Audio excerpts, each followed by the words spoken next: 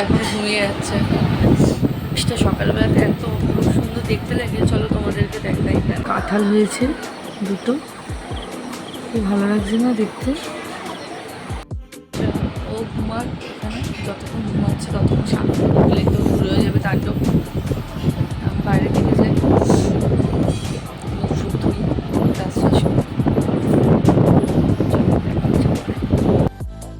আমার সেই সময় মা বসে বসে সবজি কাটছে, স্নান টান করে পুরো রেডি, আর আমরা সব ঘুম থেকে উঠছি, সবজি কাটছে। আর দিদা এখানে রান্না করছে রান্নাঘরে, আলু চচ্চড়ি বসাচ্ছে দিদা।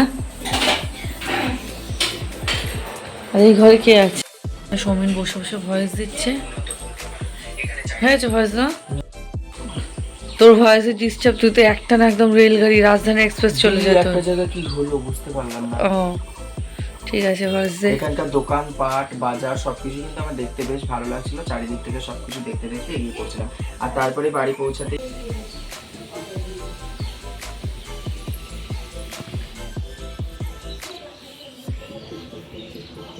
এরপরে বাইরেরটা এসেও তোমাদেরকে দেখিয়ে দিলাম, কত সুন্দর দেখতে লাগছে দেখো। তারপরে ছিল আজকে মেঘলা আকাশ।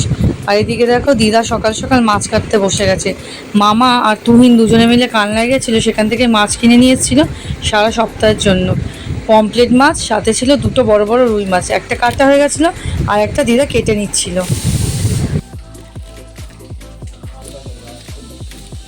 দিদা এদিকে মাছ কাটুক, ততক্ষণে দেখে আসি আমার তোজসোনা উঠলো কিনা। সবে ঘুম ভাঙলো, কটা বাজে এখন? 9:30 বাজে। আমার সোনা বাবাটা এখন সবে ঘুমটা ভাঙলো। সোনা বাবাটাকে মুখ ধোয়াই খাওয়াই। এদিকে আমার ছোটো মাইমাকে দেখো সকাল সকাল কিনি হাজির। আমার বড় একটা রাধে রাধে বলে ডাকতো, তো রাধেই হয়ে গেছে। মোচা রান্না করছে, আমরা এসেছি তাই দিদা আমার প্রিয় মোচার ঘন্ট রান্না করছিল রান্নাঘরে। এদিকে মামি দেখে কি হাতে দাঁড়িয়েছে, এই দেখো রসগোল্লা হাতে দাঁড়িয়েছে। কেন বলো তো? সৌমেন ঘরে খাচ্ছিল, ওর খাওয়া হয়ে গেলে শেষ পাতে মিষ্টি দেবে, তাই ছোটো মাইমা মিষ্টি নিয়ে দাঁড়িয়েছিল ওর জন্য। তো খাওয়া গেছে, তো ওখানে বন্ধুদের সঙ্গে বসে আছে। পরে আমরা সকলে খেতে বসে গেলাম। দেখো টিফিনে ছিল আলু চচ্চড়ির সাথে চানাচুর, আর এর সাথে নিয়েছিলাম এক টুকরো পেঁয়াজ। শুধু খাওয়া খাওয়া খাওয়া, সারাক্ষণ খালি খেয়েই যাচ্ছি। মামা যে মাছটা এনেছিল বড় রুই মাছ ছিল, তো সেখান থেকে মাছের ডিম বেরিয়েছিল, সেই ডিমটাই বড়া করে দিয়েছিল গরম গরম খেতে আমাদের সকলকে দিদা। দারুণ খেতে হয়েছিল কিন্তু বড়াটা। দিদা ঠাকুমাদের হাতে রান্না ভালো না হয় পারে। আর এদিকে দেখো এলো দুপুরবেলা খাওয়ার পালা। দিদা প্রত্যেকের পাতে ভাত বেড়ে দিচ্ছে, আর সাথে দিচ্ছে মোচার ঘন্ট আর সেই মাছের ডিমের বড়া। দুপুরে খাওয়া দাওয়া সেরে নিয়ে বেরিয়ে পড়লাম বাইরের দিকে একটু ঘুরতে। সৌমেন তো কখনো গ্রাম দেখেনি, তাই ওকে নিয়ে একটু গাঁটা ঘুরিয়ে আনতে বেরিয়ে পড়লাম দুপুরবেলা, ছেলেকে ঘুম পাড়িয়ে বোনের কাছে রেখে। এদিকে পুকুর পাড়ে দেখো একদল হাঁসের এসে জমায়েত হয়েছে পুকুরের এই পাড়ে। এই জায়গাটি কারা কারা চিনতে পারছো কমেন্ট করে জানিও। ওই দিকটা থেকে হেঁটে হেঁটে হেঁটে হেঁটে এইদিকে আসছিলাম, ওই ভিডিওটা রয়েছে। প্রথম থেকে যে সমস্ত বন্ধুরা রয়েছে আমার সাথে, তারা এই জায়গাটি নিশ্চয়ই চিনতে পারছো।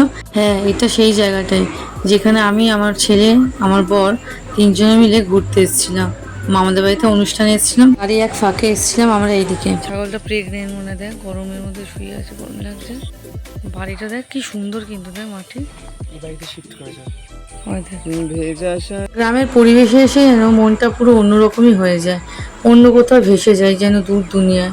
তবে সাথে যদি প্রিয় মানুষটি থাকে তাহলে পথ চলাটা বেশ সুন্দর বা সহজ হয়ে ওঠে। এরপর দেখি এনারা জমির মধ্যে জলের মধ্যে নেমে কি যেন করছিল। ছোট মামাকে জিজ্ঞাসা করায় বললো যে নতুন ধান রইবে, তাই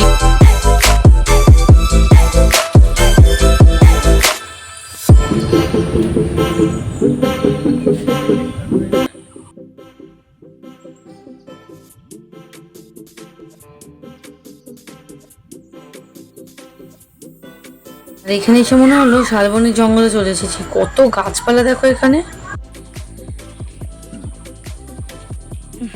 এখানে ছোট মামা আর আমার বোনের বর তুহিন, ওরা দুজনে এসেছিল গুগলি বা গেরি, যে যেটা বলো আর কি, সেটাই ধরতে এসেছিল পুকুর থেকে।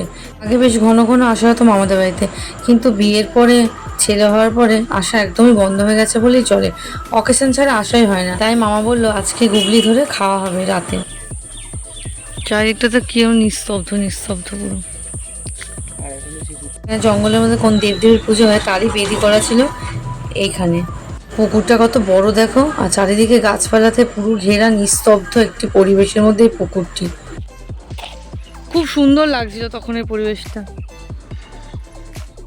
আমরা তিনজন এসেছিলাম, আমি, আমার ছেলে, আমার বর, তিনজন এসেছিলাম। কোনো জীবই চিরস্থায়ী না, মানুষ চলে যায় ঠিকই, কিন্তু তার স্মৃতিগুলো তো রয়ে যায়।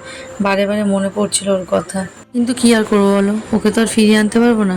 ছেলেটার ভবিষ্যৎ তো আমাকেই দেখতে হবে, ওকে নিয়ে তো এগোতেই হবে আমাকে সামনের দিকে। আর এই যত দূরে মাঠটা দেখতে পাচ্ছ, আগের বারে যখন এসেছিলাম এখানে কিন্তু আলুর চাষ হয়েছিল। এবার ফিরলাম বাড়ির পথে, শেষবারের মতো একবার গ্রামটিকে ভালো করে দেখে নিলাম। আবার কবে আসবো জানি না। তোমাদের যদি ভালো লেগে থাকে ভিডিওটি, সাবস্ক্রাইব করে পাশে থেকো। ধন্যবাদ।